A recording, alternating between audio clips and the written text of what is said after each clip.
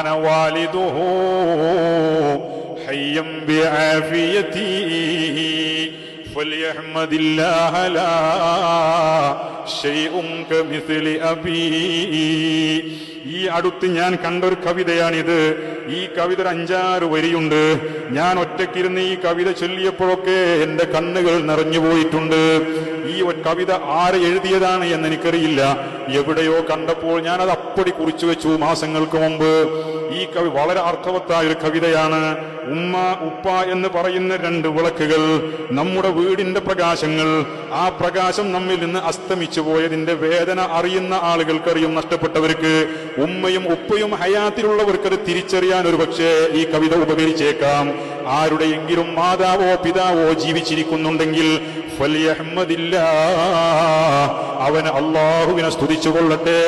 ലാ ശൈഉൻ കമിസ്ലി അബീ. ഉപ്പാനെ പോലെ ഒരു വസ്തുവും തന്നെ ഇല്ല കേട്ടോ. പിതാവിന് തുല്യമായി മറ്റൊന്നുമില്ല കേട്ടോ. മാതാവിന്റെ മഹത്വങ്ങൾ നമ്മൾ ധാരാളം കേട്ടിട്ടുണ്ട്.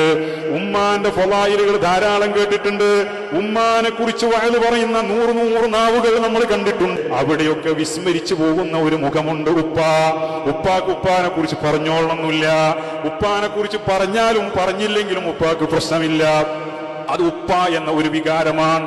പിതാവ് എന്നത് തന്നെ അങ്ങനെയാണ് അല്ലാഹു സൃഷ്ടിച്ചിട്ടുള്ളത്. നെഞ്ചിന്റെ ഉള്ളിൽ ഒതുക്കി നടക്കാൻ പ്രാപ്തിയുള്ള ഒരു പ്രത്യേക ജീവി, അതാണ് ഒരു പിതാവ് എന്ന് പറയുന്നത്. മാതാവ് മറ്റൊരവസ്ഥയിലാണ്. ഈ കവിത ഒരു പിതാവിന്റെ സ്ഥാനത്തെ ബോധ്യപ്പെടുത്താൻ നമുക്ക് ഉപകരിക്കും. മരിച്ചുപോയ ഉപ്പമാർക്ക് വേണ്ടി നിങ്ങൾക്കൊരു ദിവസവും പോലും മുടങ്ങാതെ ഫാത്തിഹ ഓതാനും യാസീൻ ഓതാനും ദുആ ചെയ്യാനും നിങ്ങളെ ഈ കവിത പ്രാപ്തരാക്കും.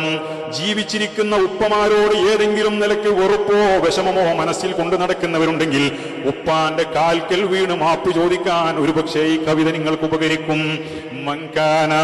മൻകാന വാലിദുഹു ഹയ്യം ബിആഫിയതി ഫൽയഹ്മദില്ലാഹ ലാ ശൈഉൻ കമിസ്ലി അബീ ലസൗതുഹു ഫീ നവാഹി الدار رهبته بالنصح والوعظ والتوجيه والأدب باللمس طفل يربيني وينصحني أبكي وأطلب عفوا من اللعب وإن أتى والدي من شغله تعبا أقول